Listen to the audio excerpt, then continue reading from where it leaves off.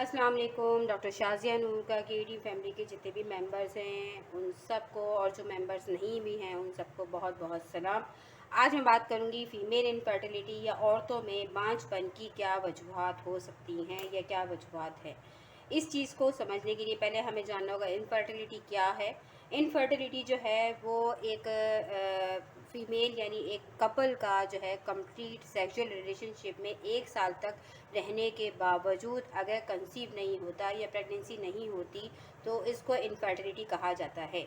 और अगर कपल की एज या फीमेल की एज अबव 35 है या अंडर 35 है तो 6 मंथ तक कंप्लीट रिलेशनशिप में रहने के बावजूद जो है वो प्रेगनेंसी ना होने को इनफर्टिलिटी कहा जाता है।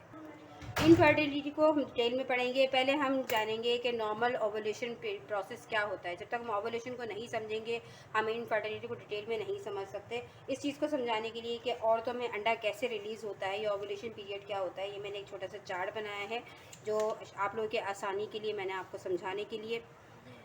ओवुलेशन क्या है, यानी जब अंडा ही नहीं बनेगा, रिलीज़ नहीं होगा तो प्रेगनेंसी कैसे होगी। हमारे ब्रेन का एक हिस्सा होता है जिसे हाइपोथैलेमस कहते हैं, ये रिलीज़ करता है ख़ास किस्म का हार्मोन जिसे हम कहते हैं GnRH, यानी गोनेडोट्रोफिन रिलीजिंग हार्मोन। ये हार्मोन क्या करता है, एंटीरियर पिट्यूटरी, पिट्यूटरी के दो पार्ट होते हैं, पोस्टीरियर एंटीरियर, एंटीरियर पिट्यूटरी को जाके एक्टिव करता है।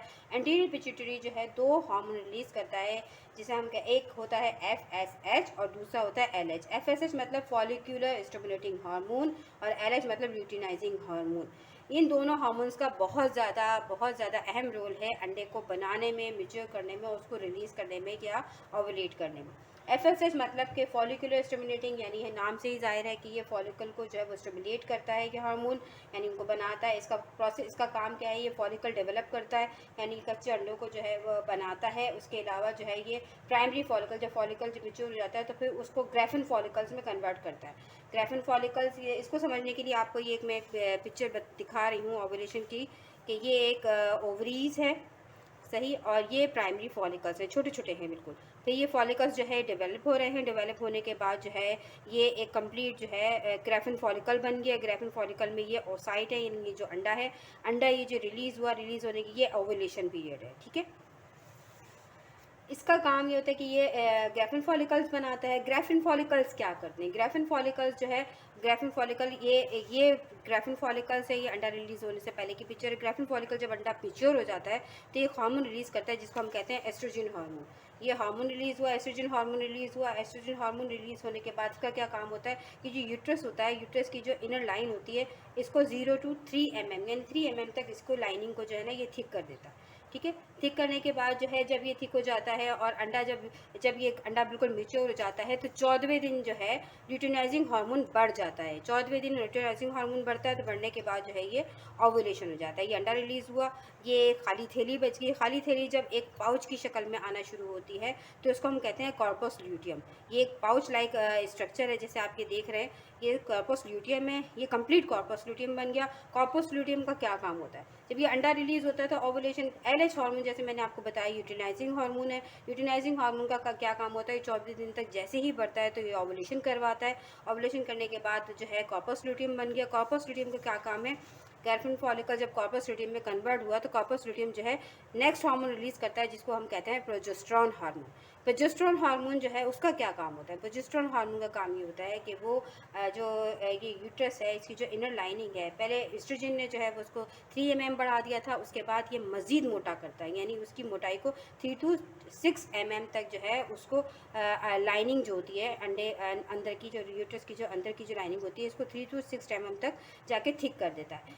ये किस वजह से होता है, ये इम्प्लांटेशन में बहुत हेल्पफुल होता है। इसमें इम्प्लांटेशन में इजी होता है, यानी जब अंडा रिलीज़ हुआ, ये स्पर्म गया, ये यहाँ पे अंडा है, ये अंडा रिलीज़ हुआ, इस पर फर्टिलाइजेशन है, फर्टिलाइजेशन के बाद ये यहाँ आया और ये इम्प्लांट हो गया। तो इसका काम ये होता है, बहुत हेल्पफुल होता है। और प्रोजेस्टेरोन का नेक्स्ट काम ये होता है कि वो बाकी जो है वो अंडों को मैच्योर होने से रोक देता है। अगर फर्टिलाइज हो गया तो बाकी अंडों को मैच्योर होने से रोक देगा और ये जो कॉर्पस लूटियम जो है इसको डिसॉल्व कर देगा आगे जाके। ये कंप्लीट प्रोसेस है ओवुलेशन का। ये मैंने एक छोटा सा चार्ट समझाया है, बनाया है समझाने के लिए कि डे सेकंड से जो ओवुलेशन पीरियड स्टार्ट हो, फॉलिकुलर पीरियड स्टार्ट होता है, ये फॉलिकल पीरियड है पूरा, यानी डे 5 पे मेंस्ट्रुअल पीरियड, ये 5 दिन तक मेंसेस हुए या 6 दिन तक मेंसेस हुए, और फिर ये अंडा पक्का होने के बाद रिलीज़ होता है कि ओवुलेशन हो गई 12 डे 13 डे। एक चीज़ मैं आपको बताना चाहती हूँ कि अगर लेडीज़ का साइकिल 28 डेज़ का होगा तो ओवुलेशन जो है वो 14 डे या 13 डे हो जाएगी। और अगर फीमेल का साइकिल जो है वो 30 डेज़ का होगा तो वो जो है जो ओवुलेशन जो है वो 15 टू 16 डे हो जाएगी। तो ये पूरा फॉलिकुलर फेज़ कहलाता है अंडा रिलीज़ होने के बाद। अच्छा, जिस दिन ओवुलेशन होती है उससे 2 दिन पहले और उसके 2 दिन बाद ही फर्टाइल पीरियड कहलाता है। इसके अलावा प्रोजेस्टेरोन हार्मोन क्या करता है? प्रोजेस्टेरोन हार्मोन बाकी अंडों को जो है वो मैच्योर करने में लग जाता है। बाकी जो है वो जब एग मैच्योर हो रहे होते हैं तो वो प्रोसेस अभी दोबारा चल रहा होता है। कॉर्पस लुटियम के बाद जो एक थ्योरी मैंने आपको बताया था, ये काली सी थ्योरी जो है, ये इसको डिसॉल्व करने में भी प्रोजेस्टेरोन का बहुत ज़्यादा काम होता है। तो ये एक कंप्लीट ओवुलेशन थी, यानी आप ये समझ लें एक मेंस्ट्रुअल साइकिल था। तो मैंने सोचा पहले मैं इसको डिफ़ाइन करूँ। अब हम समझते हैं इनफर्टिलिटी के कॉजेज़ क्या हो सकते हैं। सबसे पहले हम समझेंगे कि ओवुलेशन की साइन एंड सिम्टम्स क्या होते हैं, कि ओवुलेशन हो रही है, हमें कैसे पता लगेगा। तो ओवुलेशन को समझने के लिए इसके कुछ सिम्टम्स होते हैं जिनमें कॉमन सिम्टम्स ये हैं कि बीबीटी यानी नॉर्मल से बॉडी टेम्परेचर बढ़ जाता है। ओवुलेशन को जानने के लिए डेली आफ्टर मेंस्ट्रुअल साइकिल जो है एट बेड, यानी कोई भी फिजिकल एक्टिविटी करने से पहले जैसे ही उठें सुबह, तो पहले अपना टेम्परेचर चेक करें। जिस दिन भी आपका टेम्परेचर जो है नॉर्मल, जो आपका डेली टेम्परेचर आ रहा है या जो भी आपका आ रहा है, तो वो उससे 1 पॉइंट ऊपर बढ़ जाएगा, तो उसको बीबीटी कहते हैं। जिस दिन वो बढ़ गया तो इसका मतलब ये है कि आपकी ओवुलेशन पीरियड करीब है। ब्रेस्ट टेंडरनेस होगी, यानी ब्रेस्ट थोड़े से हैवी हो जाएंगे। ओवुलेशन पेन होगा, जब ओवुलेशन होती है तो इससे स्लाइटली पेन होता है, किसी को ज़्यादा किसी को कम। पीछे कमर में, नीचे के हिस्से में, और सामने पेट में सामने के हिस्से में दर्द होगा। सर्वाइकल जो है वो फर्टिलाइज, यानी एक सिक्रीशंस होती है म्यूकस, जो थोड़ा थ्रेडी लाइक होता है। ऐसे हाथ में लेके देखेंगे तो थ्रेडी लाइक होगा और ट्रांसपेरेंट होगा। और जो लिबिडो जो है, सेक्सुअल डिज़ायर जो है वो बढ़ जाएगी जस्ट बिफोर ओवुलेशन, यानी ओवुलेशन होने से 1 दिन पहले या ओवुलेशन होने के करीब करीब। बात करूंगी कि इनफर्टिलिटी कितनी तरह की होती है और उसके क्या क्या कॉजेज़ हैं।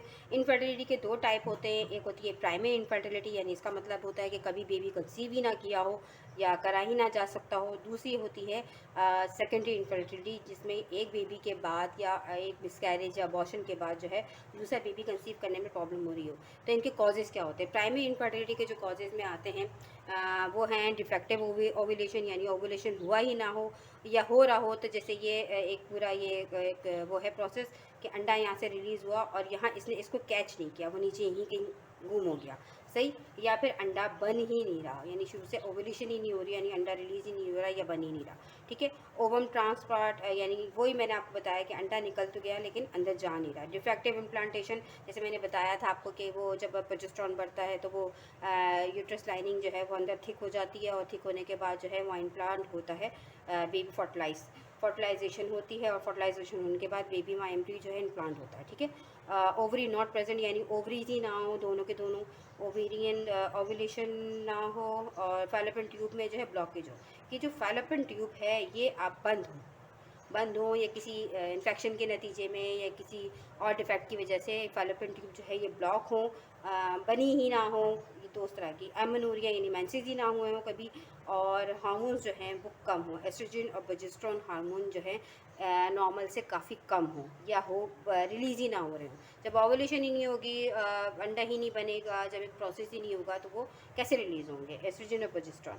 सेकेंडरी इनफर्टिलिटी में अगर हम आ जाएँ तो इसमें हार्मोनल डिस्टर्बेंस है, जैसे मैंने बताया FSH, LH, एस्ट्रोजन, प्रोजेस्टेरोन, ये चारों हार्मोन्स इसमें बहुत ज़्यादा। हाइपोथैलेमस, जैसे हाइपोथैलेमस जो है वो गोनाडोट्रोपिन हार्मोन्स को वो जो रिलीज़ करता है, रिलीजिंग हार्मोन है उसको रिलीज़ करता है। तो हाइपोथैलेमस डिसफंक्शनिंग हो, सर्विसाइटिस हो, यानी ये जो यूट्रस है इसका जो सर्वेक्स है इसमें इन्फेक्शन हो या इन्फ्लेमेशन हो किसी तरह, सर्वेक्स में इन्फ्लेमेशन हो, एंड्रोमेट्राइटिस हो, यानी बच्चेदानी की जो अंदर की जो लाइनिंग है उसमें किस तरह के इन्फ्लेमेशन हो, ओवुलेटरी फेलियर हो, ओवुलेशन ही सही से ना हो रहा हो या डिफेक्ट हो गया हो, जैसे PCOD में होता है कि वो ओवुलेशन फेलियर हो जाता है। क्रॉनिक सल्फिंजाइटिस या ब्लॉकेज हो, यानी किसी इन्फेक्शन की वजह से, इन्फ्लेमेशन की वजह से या पस की वजह से जो है वो फैलोपियन ट्यूब, यानी ये जो ट्यूब है फैलोपियन ट्यूब जिसमें से अंडा रिलीज़ होकर आता है, इसमें किस तरह का इन्फेक्शन हो गया, इन्फ्लेमेशन हो गई या बंद हो गई किसी वजह से, इन्फेक्शन हो या इन्फ्लेमेशन हो किसी तरह।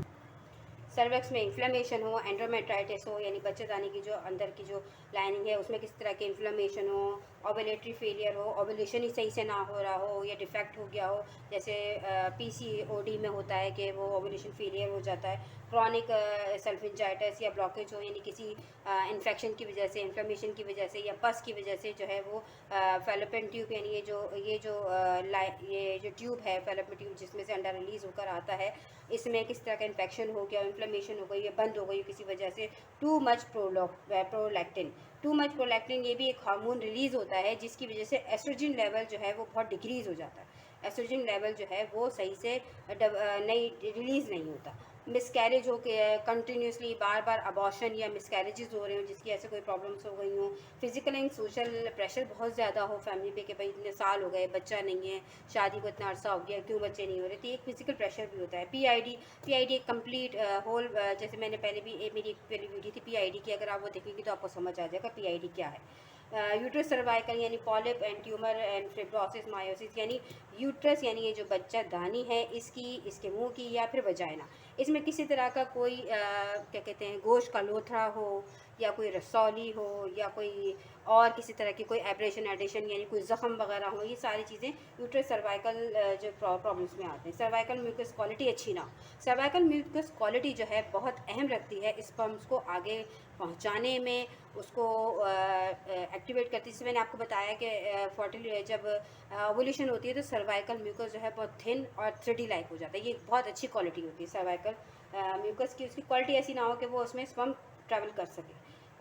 यूट्रस की जो शेप हो, यानी जो शेप हो वो एक प्रॉपर ना हो, या तो वो यूट्रस उल्टा हो गया हो या फिर पीछे की तरफ गिर गया हो या फिर जो है वो नीचे की तरफ गिर गया हो, जिसको हम प्रोलैप्सिस कहते हैं। यूट्रस की शेप जो है वो प्रॉपर ना हो, या वो जो सर्वाइकल जो है उसका मुंह या जो उसका जो क्लोजिंग जो है सर्वाइकल की वो सिकुड़ गई हो, या यूट्रस की शेप चेंज हो गई हो, या वो प्रोलैप्स हो गया हो यानी नीचे की तरफ गिर गया हो या पीछे की तरफ गिर गया हो या उल्टा हो गया हो, जिसको हम कहते हैं प्रोलैप्सिस ऑफ यूट्रस, एंट्रोवर्टेड यूट्रस, इस टाइप की जो कंडीशन है इसमें भी जो है ये भी एक सेकेंडरी कॉज है। इसके अलावा कुछ खास कॉजेज़ हैं जिसमें एक्टोपिक प्रेगनेंसी ये कहलाती है कि ये एक फेलोपियन ट्यूब है और फेलोपियन ट्यूब में ये अंडा यहाँ रिलीज़ हुआ तो फर्टिलाइजेशन एम्प्यूला में होती है, फेलोपियन ट्यूब के इस हिस्से में इम्प्लांटेशन होती है। कभी कभी ऐसा होता है फर्टिलाइजेशन होने के बाद जो है वो अंडा आगे नहीं जा पाता, यहीं पे प्रेगनेंसी हो जाती है, इसको हम कहते हैं एक्टोपिक प्रेगनेंसी। इसके अलावा जो है कुछ और कॉजेज़ हैं जो कि परमानेंट कॉजेज़ में भी आ सकते हैं, जिनमें हम कहते हैं एग कवरिंग रिकग्नाइजेशन, यानी जो स्पर्म जो है जो अंडे के अंदर जो है वो फर्टिलाइज़ कर ही ना पाए, अंडे की कवरिंग काफ़ी हार्ड हो जाती है। एलपीडी या ल्यूटिनाइजिंग फेज जो फर्टिलाइजेशन जो एक मैंने पूरा चार्ट दिखाया था इसमें आपको कि इसमें ये फॉलिकुलर फेज़ है और ये ल्यूटिनाइजिंग फेज़ है, तो इसमें जो है अगर कोई डिफेक्ट हो जाए तो ये भी एक कॉज है इनफर्टिलिटी का। अब मैं बात करूंगी इन्वेस्टिगेशंस के हवाले से। तो इन्वेस्टिगेशंस में जब हम आते हैं तो इसमें फ़ीमेल के इन्वेस्टिगेशंस में पहले हार्मोनल एनालिसिस होता है जिसमें एलएच और एफएसएच हार्मोन्स ये एनालिसिस करवाते हैं। फॉलिकुलर मॉनिटरिंग अल्ट्रासाउंड ये ट्रांसवेजाइनल होते हैं और ये जो है डे सेकंड यानी जब मेंसेस स्टार्ट होते हैं उसके डे सेकंड से लेके कुछ अल्ट्रासाउंड किए जाते हैं फॉलिकुलर एक्टिविटी देखने के लिए कि अंडा बनना स्टार्ट हुआ है और अंडा बन कितना मेच्योर हुआ है, ये सारी फॉलिकुलर मॉनिटरिंग अल्ट्रासाउंड कहलाते हैं। ये एक से ज़्यादा होते हैं। हिस्ट्रोस्कोपी वो कहलाता है जो फॉलिकल की जो ये भी ट्रांसवेजाइनल होता है और इसमें कैमरा डाला जाता है और फेलोपियन ट्यूब की ब्लॉकेज को चेक किया जाता है। यहाँ पे ये कैमरा डाला जाता है यहाँ पे और उसकी ब्लॉकेज को चेक करने के लिए इसको कहते हैं हिस्ट्रोस्कोपी। ये कुछ इन्वेस्टिगेशंस हैं जो कि करवाई जाती हैं इनफर्टिलिटी के लिए इन फीमेल में। अब हम बात कर लेते हैं होम्योपैथिक मेडिसिन के हवाले से। ये कुछ मेडिसिन हैं जो मैंने के होम्योपैथिक के निकाली हैं इसके हिसाब से कि आप पहली बात तो ये कि होम्योपैथिक मेडिसिन जब भी ली जाती है एक डॉक्टर के अंडर, यानी आपको एक ट्रीटमेंट करवाना चाहिए किसी भी चीज़ का हो। दूसरा ये सेल्फ मेडिकेशन बिल्कुल नहीं करनी चाहिए। तीसरी चीज़ ये कि ये चंद मेडिसिन जो हैं ये नहीं हैं, बहुत सारी मेडिसिन और भी हैं इनके अलावा, लेकिन जो पिक्यूलर चंद मेडिसिन थी वो मैंने आपको बताना चाहती हूँ जिनमें मोस्ट इंपॉर्टेंट आ गई हैं। बोरेक्स है, नंड्रोफॉस है। बोरेक्स के क्या है, बोरेक्स में जो है वो डिस्चार्ज जो है वो एक्रिड होता है, यानी फीमेल वजनल डिस्चार्ज होते हैं जो एक्रिड होते हैं। ये एक्रिड डिस्चार्ज का ये होता है प्रोसेस कि ये स्पर्म को किल कर देते हैं, यानी स्पर्म्स को लाइव नहीं रहने देते और इसमें डिस्चार्ज बहुत एक्रिड होते हैं जलन वाले भी हो सकते हैं, ख़ारिश होती है इसकी वजह से। जबकि नेट्रम फॉस में भी एक्टिव डिस्चार्जेस होते हैं, इसका भी ये काम होता है, स्पर्म को किल कर सकता है। दूसरी बात है नेट्रम फॉस में जो है ना आपको डाइजेस्टिव सिस्टम भी मिलेंगे, नेट्रम फॉस स्पेशली। कल्कीरिया काब के बारे में बात करूँगी। कल्कीरिया काब में जो इसके पिक्यूलियर सिम्टम हैं कि जो हेड पे जो है बहुत ज़्यादा स्वेटिंग होती है और कोल्ड पेशेंट होती है, ओबेस होती है, लेकिन इसके साथ साथ जो है इसमें मेनोरेजिया होता है, मेनोरेजिया।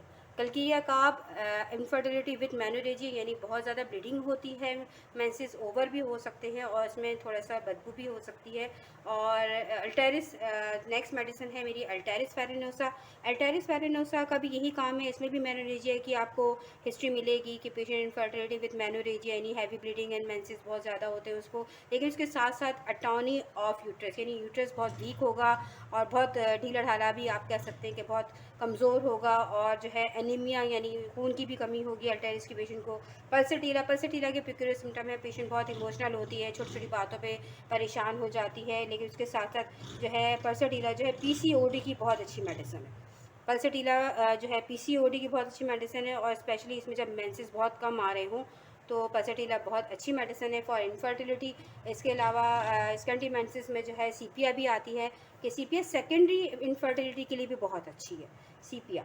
सीपिया में जो है भी इसमें भी स्कैंटी मेंसेस होते हैं। इसमें जो है एक ये भी है कि फ़ीमेल को जो है वो घर वालों से कोई ख़ास अच्छी मोहब्बत नहीं होती या उनसे इंटरेक्ट नहीं करती और बहुत दुखी रहती है। सेक्सुअल डिज़ायर्स इसमें बहुत कम होती है सीपिया में।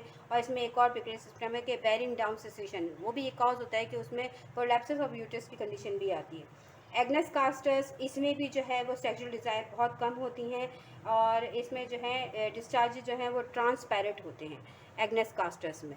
एक और मेडिसिन जो बहुत अच्छी और स्पेशल है फॉर इनफर्टिलिटी के लिए नेट्रम कार्ब।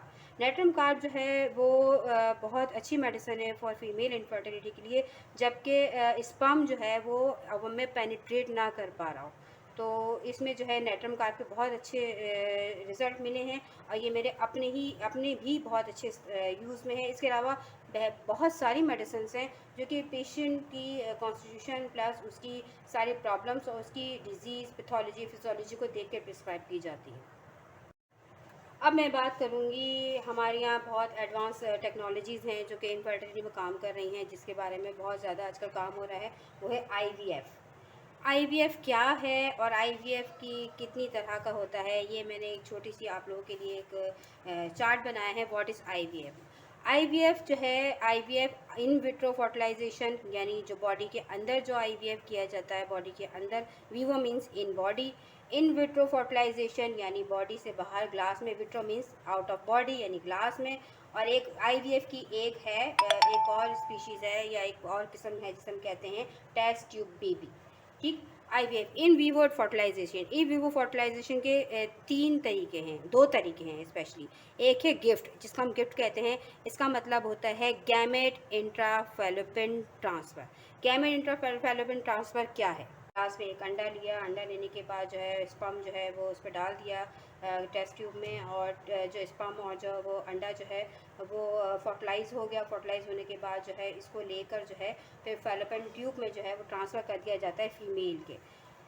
थर्ड जो है ICST, intracytoplasm sperm injection. Intracytoplasm sperm injection के क्या वजूहत होती हैं? ये वजह है कि जब अंडे की कवरिंग जो है, यानी इसमें हम ये कह रहे हैं कि एग रिकग्नाइज डिफेक्ट होता है कि अंडा, ये एक प्रोसेस है अल्लाह ताला की तरफ से प्रोसेस है कि अंडा जो है वो रिकग्नाइज करता है कि स्पर्म आ गया है, फर्टिलाइज़ होना है। तो इसमें ये होता है कि इसकी जो कवरिंग है एग की वो बहुत हार्ड होती है, तो वो स्पर्म जो है फर्टिलाइज़ नहीं कर पाता, ये अंडा उसको पहचान नहीं पाता, स्पर्म को पहचान नहीं पाता। तो इसमें ये होता है कि इसमें जो है साइटोप्लाज्म के अंदर यानी इंट्रासाइटोप्लाज्मिक स्पर्म इंजेक्शन, स्पर्म को जो है वो इंजेक्शन के ज़रिए जो है वो अंडे के अंदर डाल दिया जाता है और इससे जो है फर्टिलाइजेशन स्टार्ट हो जाती है। फिर इस एग को जो है फिर इसको फैलोपियन ट्यूब में ट्रांसफ़र कर दिया जाता है। तो ये प्रोसेस कहलाता है ICST। ठीक, ये प्रोसेस का कॉज क्या होता है कि जब ओवुलेशन ही ना हो रहा हो या इम्प्लांटेशन ना हो रहा हो। इसमें दोनों काम होता है कि जो मदर है उसमें अगर इम्प्लांटेशन ना हो रहा हो तो ये सरोगेट मदर यानी जो डोनर मदर होती है उसमें जो है ये डाल दिया जाता है एम्ब्रियो को या फर्टिलाइज एग को। तो फिर ये कि ये उसमें, ताकि इम्प्लांटेशन हो सके और फिर जो है वो आगे प्रेगनेंसी का प्रोसेस कंप्लीट हो सके। ठीक है। टेस्ट ट्यूब बेबी में भी ये प्रोसेस होता है, स्पर्म लिया जाता है और अंडा लिया जाता है, चाहे वो डोनर का हो स्पर्म हो या डोनर का एग हो या जो भी प्रोसेस में हो जो करना चाहते हैं। तो फिर ये कि वो एक स्पर्म जो है वो फर्टिलाइज हो जाता है, या फिर ये ICST के थ्रू जो है वो इसको फर्टिलाइज करवाया जाता है। फिर वो फर्टिलाइज एग जो है जब वो एम्ब्रियो में चेंज होना शुरू हो जाता है, जाइगोट बनता है, जाइगोट बनने के बाद जब वो एम्ब्रियो में चेंज होता है तो वो एम्ब्रियो जो है वो मदर या सैरोगेट मदर। गैमेट इंट्राफैलिपिन ट्रांसफर में जो कॉज होते हैं, एब्सेंट ऑफ ओवुलेशन, यानी ओवुलेशन ही ना हो, ओवुलेशन नहीं आ या ओवुलेशन होने के बाद अंडा जो है वो फैलोपियन ट्यूब ने पिक ना किया हो, कहीं गिर गया हो, तो इसमें ये होता है कि फ़ीमेल से जो है ना उसका एग लेके और इसको जो है फैलोपियन ट्यूब में ट्रांसफ़र कर दिया जाता है। इसको कहते हैं हम गैमेट यानी गिफ्ट, गैमेट इंट्राफैलोपियन ट्रांसफ़र। दूसरे इसमें जो तरीका है वो है आर्टिफिशियल इंसेमिनेशन। आर्टिफिशियल इंसेमिनेशन जो है इसमें गैमेट जो गिफ्ट में जो है आप मदर का भी यानी ओवुलेशन ले सकते हैं। अगर मदर ओवुलेशन होता ही नहीं है या ओवम बनता ही नहीं है तो इसमें सैरोगेट मदर का, यानी जो बाहर से जिस औरत किसी औरत का डोनर का एग लेके और वो भी ट्रांसफ़र किया जाता है, तो इसको गिफ्ट कहा जाता है। बाकी आर्टिफिशियल इंसेमिनेशन में जो है आर्टिफिशियल इंसेमिनेशन में जो है वो मेल स्पर्म की वजह से ज़्यादा कॉन्सेंट्रेट किया जाता है, कि जिसमें स्पर्म काउंट बहुत कम हो या स्पर्म बन ही ना रहे हो या बहुत सही से पहुंच ही ना रहे हो, यानी ये यूट्रस है और ये फैलोपियन ट्यूब है और स्पर्म काउंट कम होने की बात, तो यहाँ तक तो आए फिर यहाँ से आगे नहीं जा पाए, तो उसकी वजह से जो है स्पर्म को जो है वो लिया जाता है किसी ट्यूब के ज़रिए और वो यूट्रस में ये डाला जाता है एक प्रेशर के साथ, ताकि वो जो है वो एग तक पहुंच सके। इसको हम कहते हैं आर्टिफिशियल इंसेमिनेशन। ये है इन बॉडी इन वीवो, ये है artificial insemination in vivo fertilisation, यानी इन बॉडी में जो किया जा सकता है। इसके अलावा हम आएंगे इन विट्रो फर्टिलाइजेशन, यानी in glass.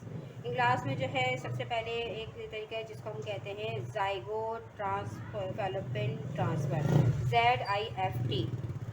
ZIFT zygote transfallopian transfer and embryo transfer. ये दोनों जो है टेस्ट ट्यूब बेबी लाइकी फॉर्म, यानी ये जो है ग्लास में किया जाता है। ग्लास में एक अंडा लिया, अंडा लेने के बाद जो है स्पर्म जो है वो उस पर डाल दिया टेस्ट ट्यूब में, और जो स्पर्म और जो वो अंडा जो है वो फर्टिलाइज़ हो गया। फर्टिलाइज़ होने के बाद जो है इसको लेकर जो है फिर फैलोपियन ट्यूब में जो है वो ट्रांसफ़र कर दिया जाता है फीमेल के। थर्ड जो है ICST intracytoplasm sperm injection. Intracytoplasm sperm injection की क्या वजूहत होती हैं? ये वजह है कि जब अंडे की कवरिंग जो है, यानी इसमें हम ये कह रहे हैं कि एग रिकग्नाइज डिफेक्ट होता है कि अंडे जब ये जो है फर्टिलाइज हो जाता है तो फिर ज़ाइगोट और फिर एम्ब्रियो में ट्रांसफ़र होकर फिर वो मदर या सैरोगेट मदर में ट्रांसफ़र कर दिया जाता है। ये थी IVF, जिसको मैंने बहुत आसान अल्फाज में समझाया। आई होप आप लोगों को समझ आया होगा और हेल्पफुल भी होगा। Thank you so much. Allah हाफ़िज़।